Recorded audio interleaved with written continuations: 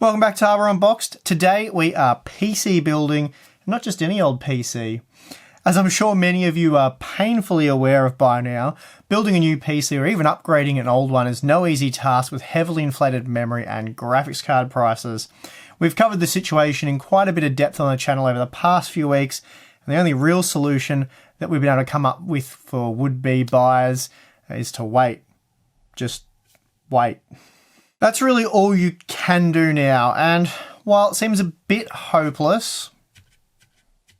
Yeah, okay, I'm not even going to try and sugarcoat it. Maybe next week I'll try and devise a few cunning strategies for viewers, but for now I think I'm just going to employ the Linus technique. This involves creating a hideously overpriced computer that almost no one on the planet is ever going to build, so hopefully that turns out to be a lot of fun. I should note that although I'm not going to even bother trying to attempt to pass this off as a serious build, a number of the components I'll be using are genuinely good, or at the very least unique and interesting. So what we're building today is an extreme, and I mean extreme, Skylake X mini ITX system.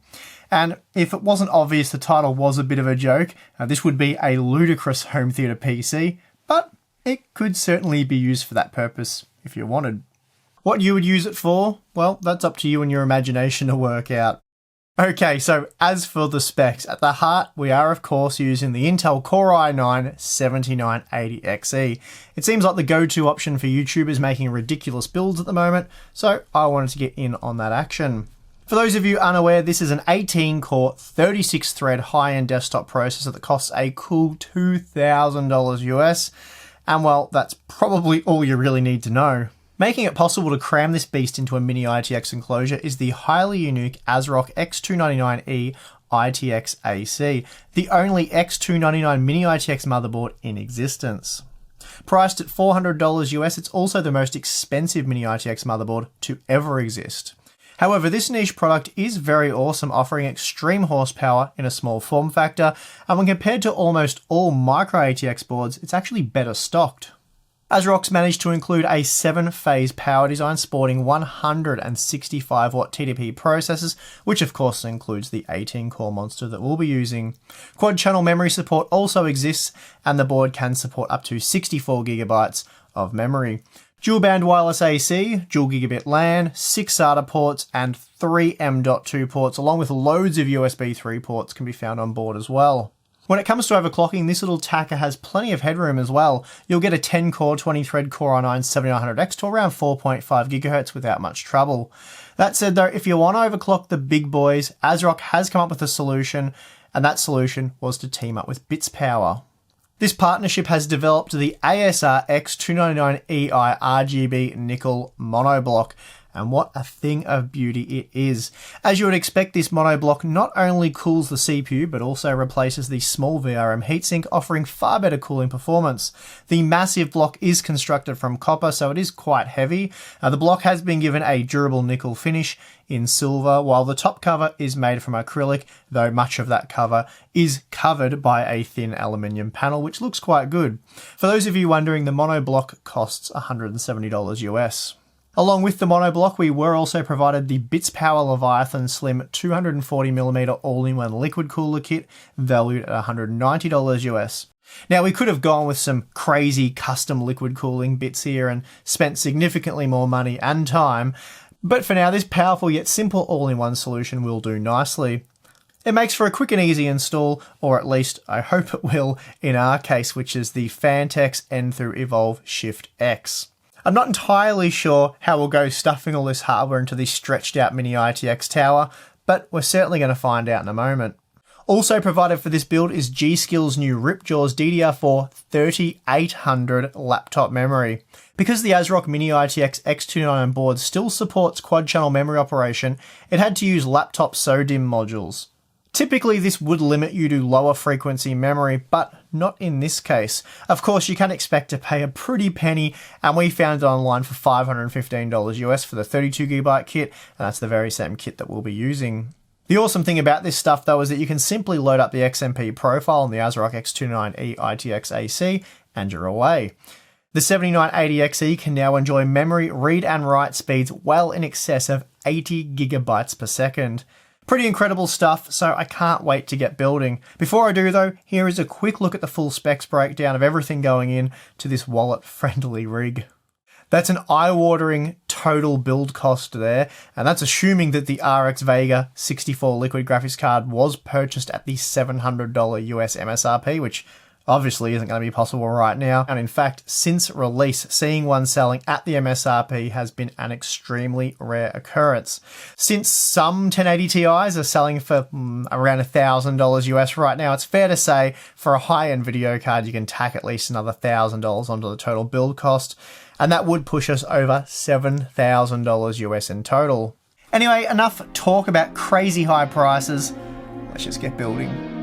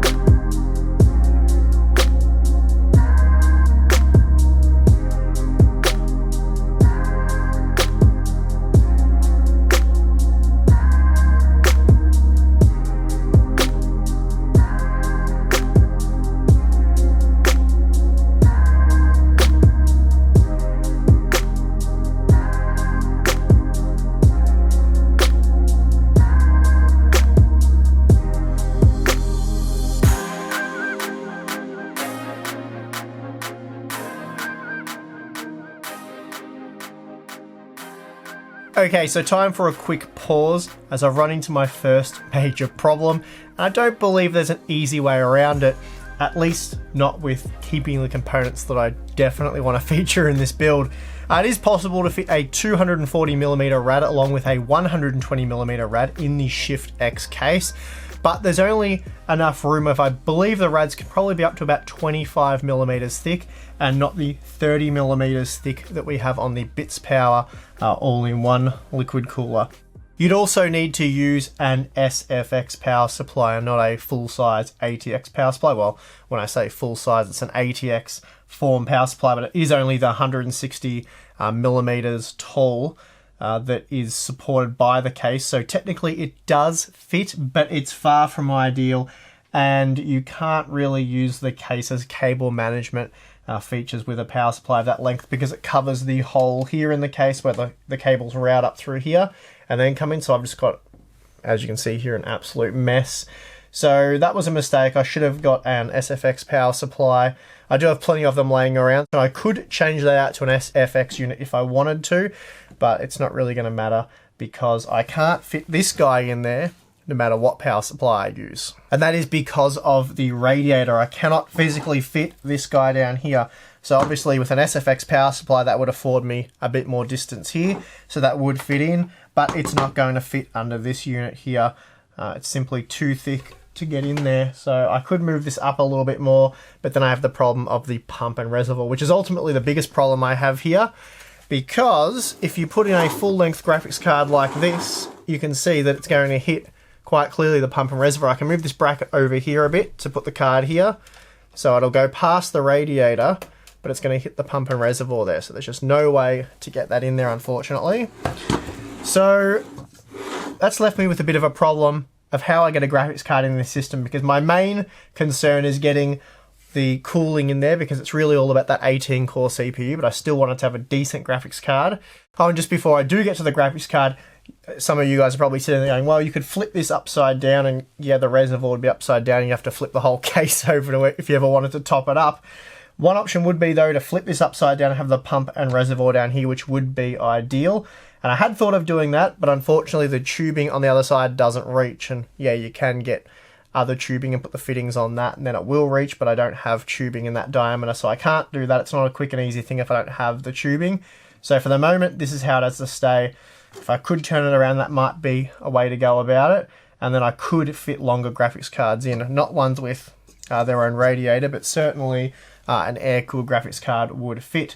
So in the meantime, I've pretty much got no option but to use the R9 Nano. So haven't actually used this thing in a build really. So yeah, finally got a purpose for the R9 Nano, and that will fit up there quite snug. So as you can see, that fits with plenty of room to spare.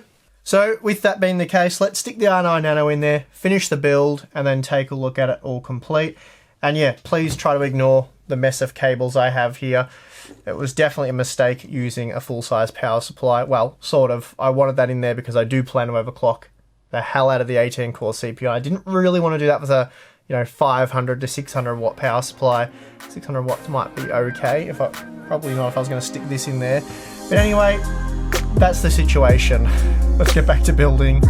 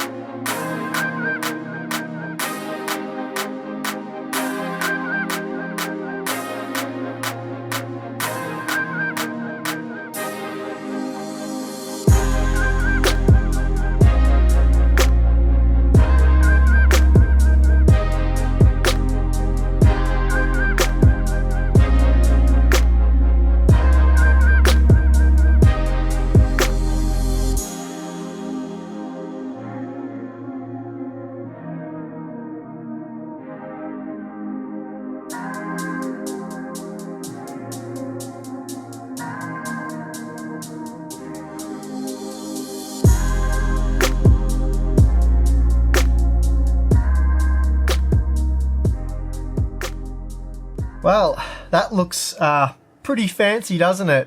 Man, I'd love to put some hard tube custom liquid cooling set up in there, cooling the CPU and GPU.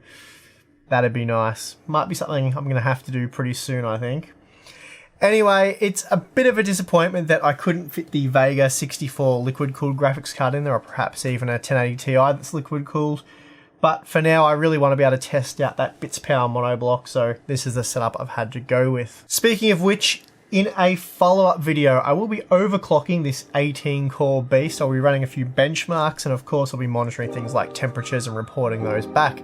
So that should be very interesting to say the least. Before that though, here's some B-roll of the system complete, and hope you guys enjoy that.